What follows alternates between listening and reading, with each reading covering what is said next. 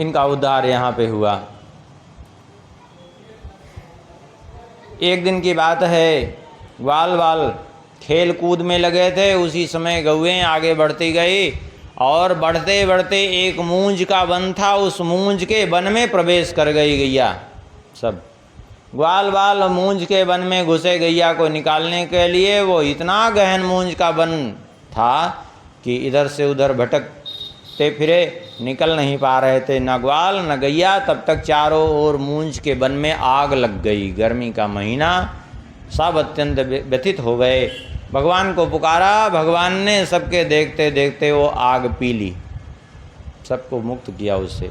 देखिए, भगवान ने विषाग्नि को समन किया, दावाग्नि को समन किया, यहाँ मुंचाग्नि को समन किया। अर्थात भगवान अपने भक्त को सदैव त्रिताप की अग्नि से सदैव मुक्त रखते हैं। इस प्रकार से भगवान ने बचाया। आगे वर्षा ऋतु का और शरद ऋतु का वर्णन करते हैं।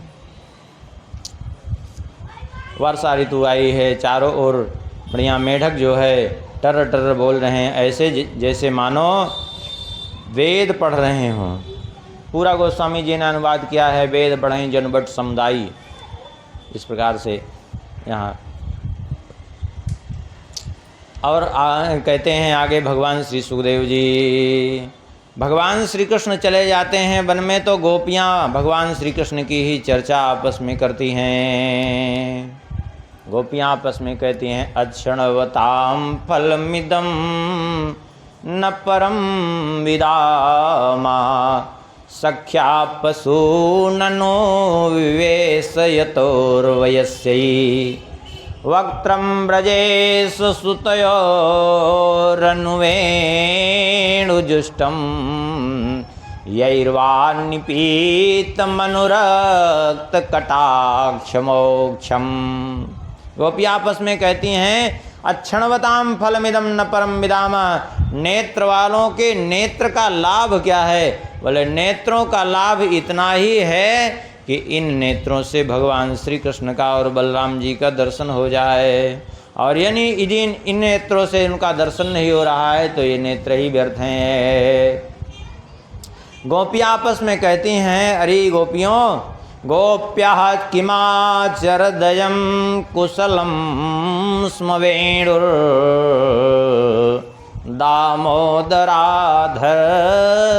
सुधामपि गोपिकानां भुङ्क्ते स्वयं यदवशिष्टरसं हृदिन्यो ह्रस्यत्वचोश्रुमुमुचोस्तरो यथार्या। गोपियाँ कहती हैं कि अरे सखियों, आखिर इस वेणु ने आखिर ऐसा कौन सा पुण्य किया है कि निरंतर श्री कृष्ण अपने अधरों से इसको लगाए रहते हैं। दामोदराधर सुधामपि गोपिकानाम, जो अधर सुधा हम गोपियों को मिलने चाहिए वह अधर सुधा तो निरंतर इस वेणु को प्राप्त होती है।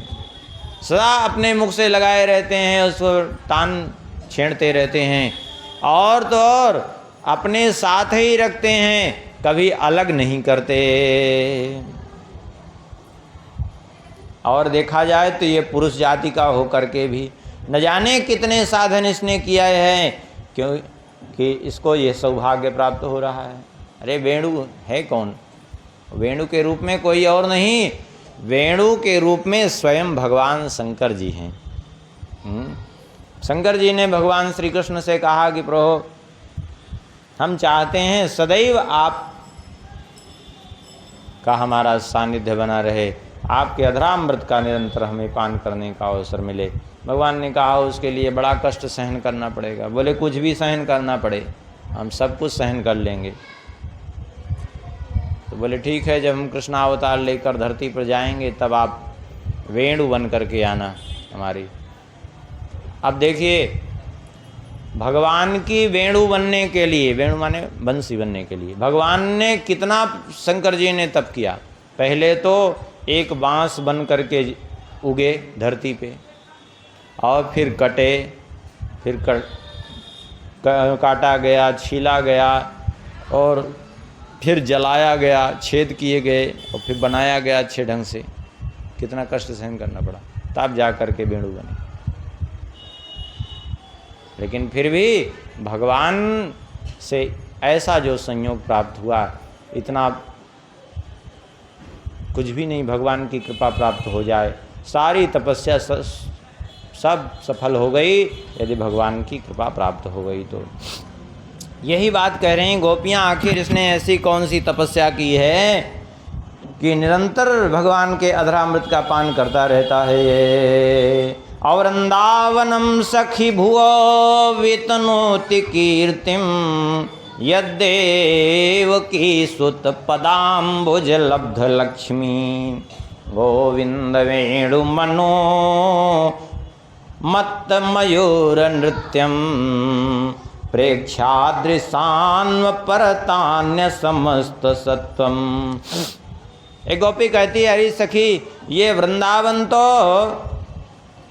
अपनी कीर्ति का विस्तार कर रहा है। कैसे विस्तार कर रहा है? बोले यद्देव की सुत पदाम्बुज लब्ध लक्ष्मी, क्योंकि देवकी नंदन श्री कृष्ण के चरण जो पड़ते रहते हैं इस पर, इसलिए जो है अपनी कीर्ति का विस्तार सारी त्रिलोकी में कर रहा है।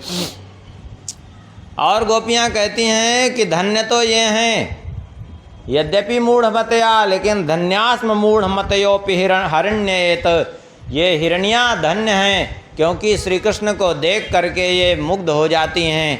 यहाँ तक कि मुख में चारा दबाए उसको चरना भी भूल जाती हैं, चबाना भी भूल जाती हैं। इस प्रकार से श्री कृष्ण के जाने पर वन में आपस में गोपियाँ जो है आप चर्चा करती हैं। अब आगे जो है वर्णन करते हैं भगवान श्री सुखदेव जी।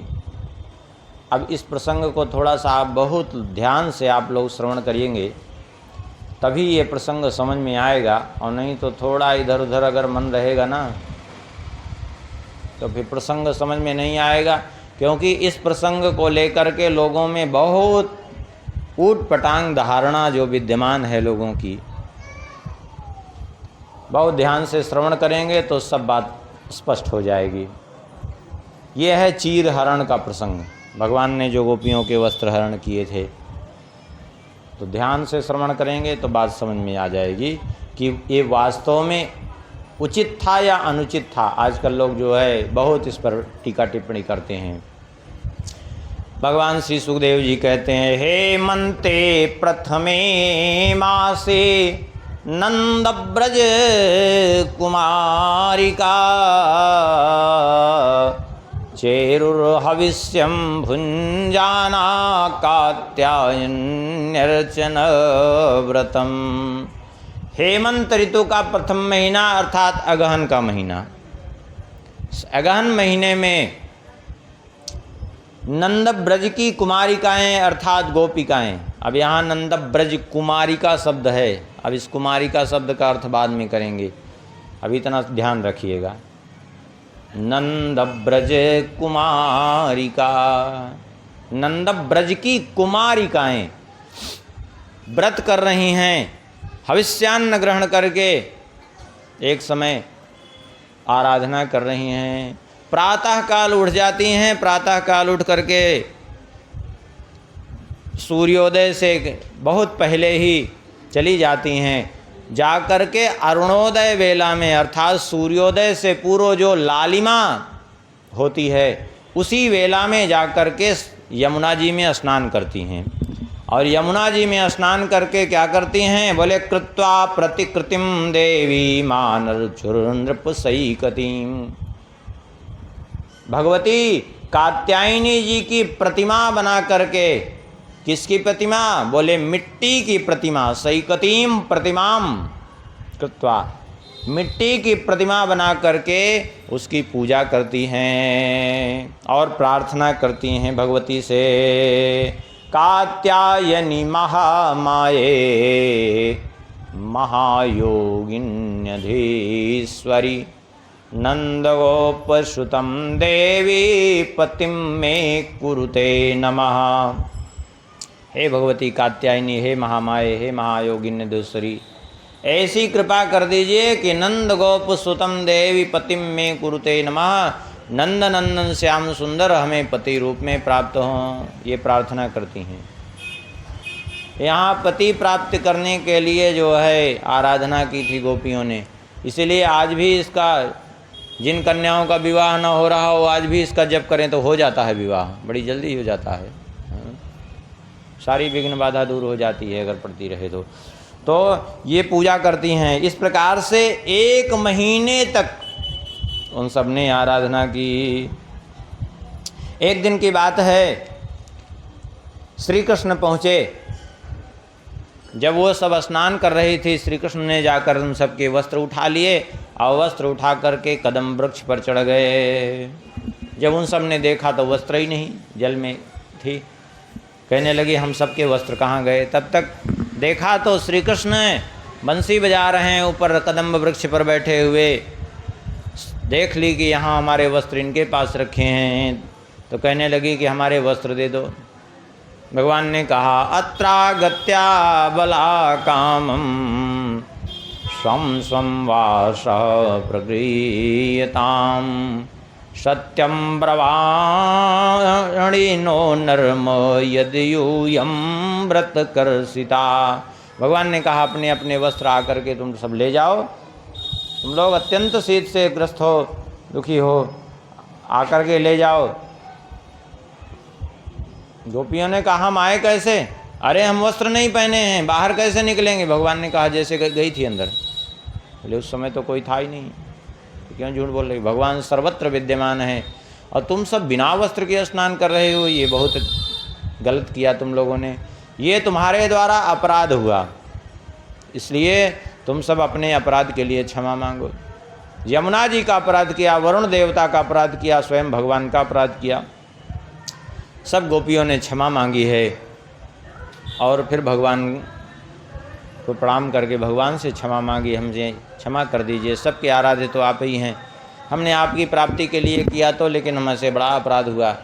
भगवान ने क्षमा कर दिया और सबको स्वीकार भी कर लिया कि तुमने जिस भाव से उपासना की है मुझे प्राप्त करने के लिए पति रूप में, ठीक है मैं तुम सबको स्वीकार करता हूँ। अब यहाँ तक तो बात हो गई, लेकिन अब ध्यान देने की बात यह है कि जो लोग ये कहते हैं कि भगवान ने अच्छा नहीं किया, तो पहली बात तो हम ये पूछना चाहते हैं कि क्या भगवान कभी गलत भी करते हैं क्या कुछ? हाँ, भगवान कभी गलत करते ही नहीं, भगवान से कभी गलती होती ही नहीं। पहली बात तो यह है कि भगवान की दृष्टि से कोई छुपा ही नहीं है। उनके सामने तो एक नहीं हजारों वस्त्र धारण कर लीजिए तो क्या, उनकी दृष्टि से क्या, वो अंतर तक की देख रहे हैं। ये दोष उसके लिए होता है जिसके हृदय में विकार हों और जो काम क्रोधादिक विकारों से मुक्त हो, उसके ऊपर क्या कोई प्रभाव नहीं। तो भगवान की दृष्टि से देखा जाए तो वैसे ही दोष नहीं है। अब थोड़ा सा सामान्य दृष्टि से देखें, जो लोग कहते हैं कि भगवान ने ठीक नहीं किया, ये किया वो किया, तो पहले ये विचार करें कि अभी अभी थोड़ी देर पहले कहे थे हेमंते प्रथमे मासी नंदब्रज कुमारिका, नंदब्रज की कुमारिकाएं, और यहाँ एक बार कुमारिका वो तो कहा और यहाँ दोबारा भी कह रहे हैं कुमारिका शब्द, कि उन कुमारिकाओं ने जो है इस प्रकार से आराधना की। तो यहाँ सबसे समझने की बात है कि कुमारिका कहते किसको हैं, विचार करिए पहले। देखिए कुमारिका किसको कहते हैं, जो 5 साल तक की बालिका हो उसको कुमारिका कहते हैं। कुंवारिका नहीं लिखा है, कुमारिका लिखा है, कुमारिका नहीं। अरे कुंवारिका और कुमारिका में बहुत अंतर है। हाँ, कुमारिका कहते हैं। देखिए 5 साल तक की जो बालिका है उसको कुमारी कहते हैं। और बालक अवस्था में उसको कुमार कहते हैं, कौमार अवस्था उसको बोलते हैं।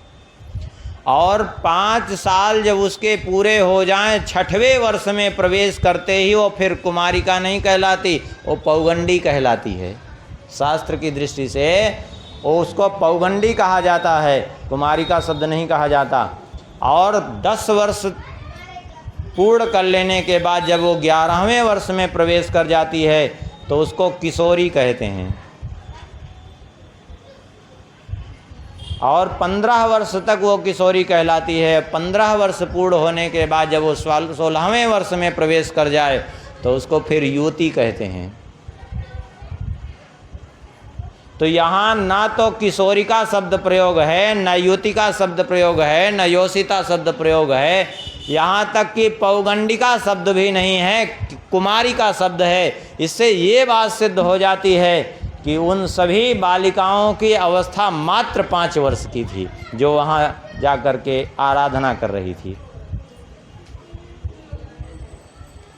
आप कहेंगे 5 वर्ष की अवस्था में ऐसे जा कर के ये सब कर रही थी? हाँ, क्योंकि पहले विवाह हो ही जाता था छोटे में, 6 वर्ष 7 वर्ष 8 वर्ष 10 वर्ष तक विवाह हो ही जाता था। क्योंकि हमारे धर्मशास्त्रों का नियम ही यही है, 8 वर्षा तो गौरी, 9 वर्षा तो रोहिणी, 10 वर्षा तो कन्या, पश्चात स्त्री रजस्वला।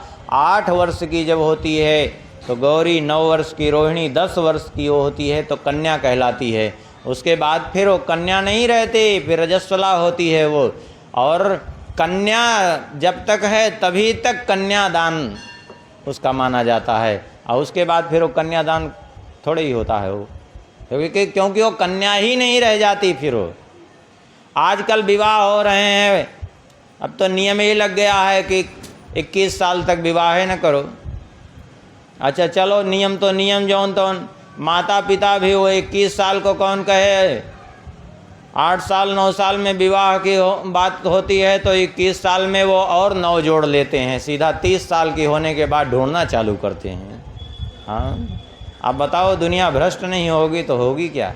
जब आधी उम्र बीत जाती है तो विवाह ढूंढते हैं।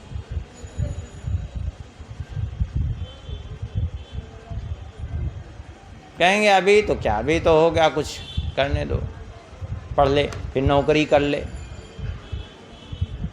ठीक है, बहुत बढ़िया बात है, नौकरी कर ले रही है, सब ठीक है। लेकिन हम आपसे पूछें कि ये क्या उत्तम विधि चल रही है क्या?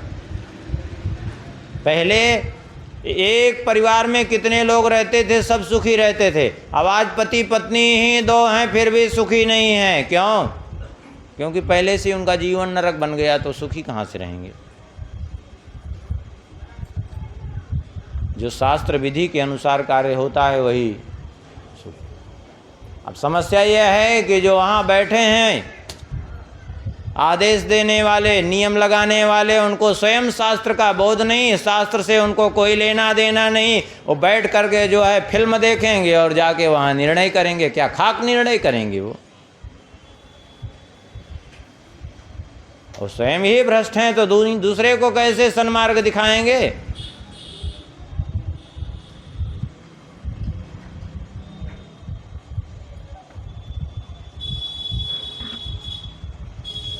आखिर में जो है, चलो अब प्रश्न यहाँ खड़ा हुआ था। तो पहली बात तो ये है कि भगवान होने की अगर दृष्टि से देखा जाए तो दोष किसी भी दृष्टि में है ही नहीं। अब 5 साल की बालिकाएं थी, 6 साल उस समय श्री कृष्ण की अवस्था थी, तो भी देखा जाए तो दोष ही नहीं है।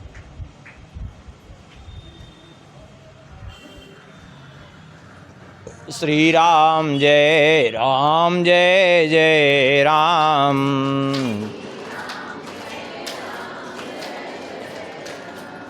सीताराम जय सीताराम।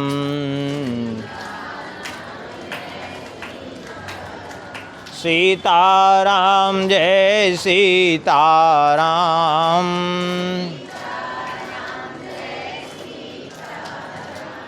सीताराम जय सीताराम।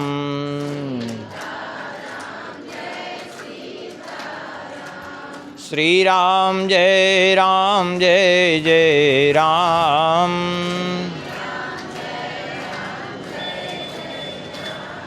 सीताराम जय सीताराम।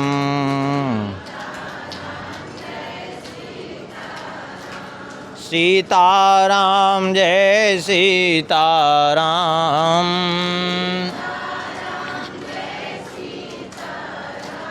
सीताराम जय सीताराम।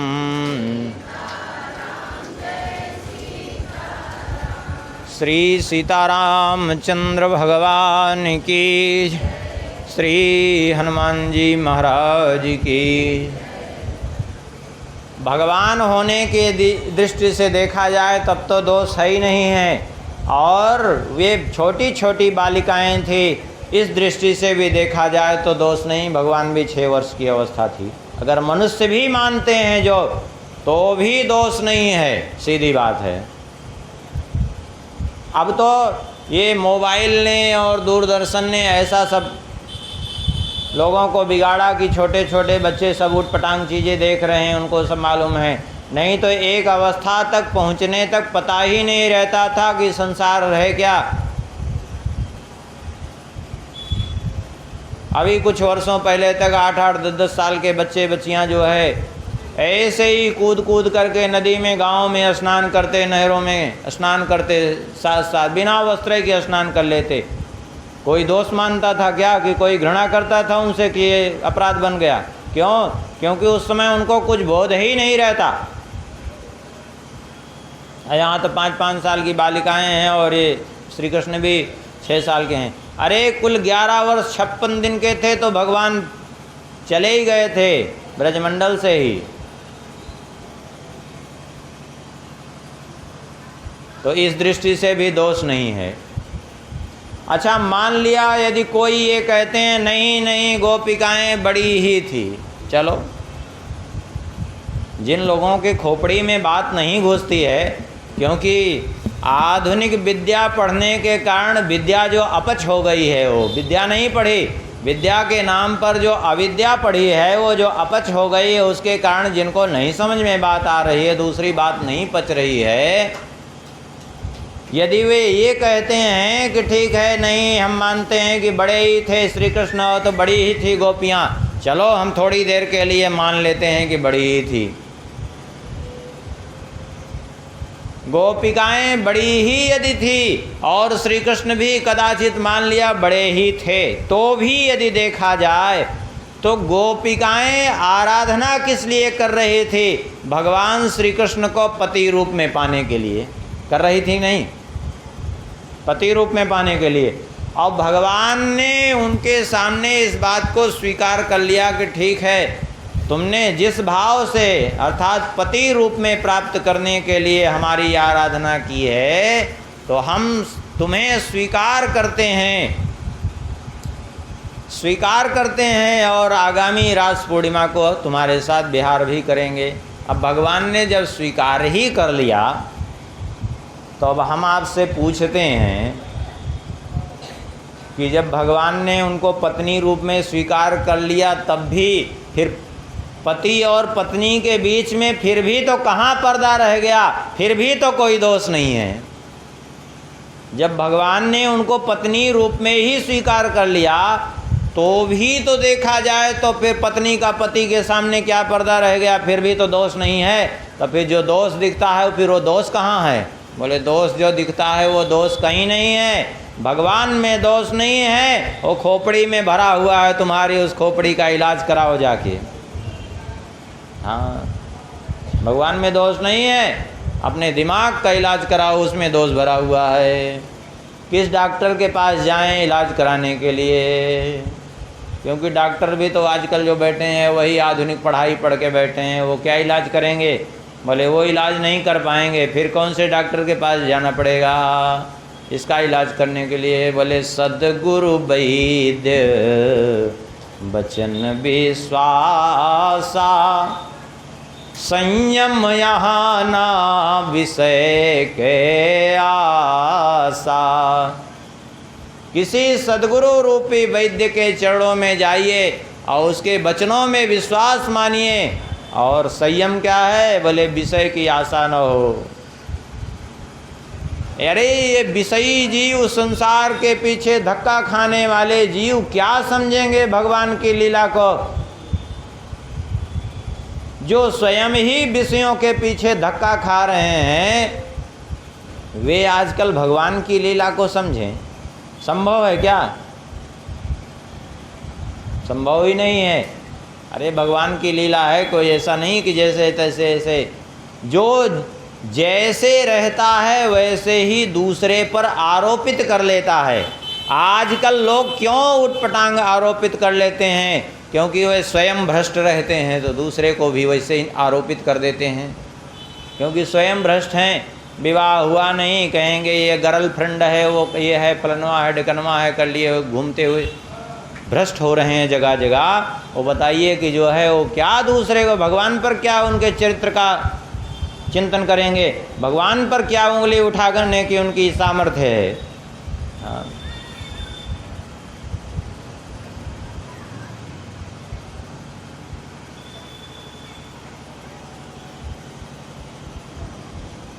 गर्लफ्रेंड माने क्या होता है? एक सज्जन कह रहे थे गर्लफ्रेंड माने, गर्लफ्रेंड माने, गर्ल माने जहर और फ्रेंड माने मित्र। मित्र तो होता नहीं, आजकल के भाषा में दोस्त कह देते हैं, यदि प्रयोग करना नहीं चाहिए। तो इसका मतलब जहरीला दोस्त। गर्लफ्रेंड माने जहरीला दोस्त। तो जो जहरीला हो उससे बच के रहना चाहिए कि नहीं बच के रहना चाहिए? उससे बच के रहना चाहिए, चाहे स्त्री हो या पुरुष हो। हमारे यहाँ पशु बनने की परंपरा नहीं है, मनुष्य हो। मनुष्य का नियम है, एक निर्धारित मर्यादा में उसको स्थापित किया गया है। ऐसा नहीं कि जहाँ जाओ इधर फंसो उधर फंसो, ऐसा नहीं। अब ऐसे लोग दूसरे पर भी आरोपित कर देते हैं, क्योंकि स्वयं भ्रष्ट है ना, अपने ही मन की कल्पना दूसरे पर आरोपित कर देते हैं। ये भगवान का चरित्र है। भगवान का चरित्र समझ में कब आएगा?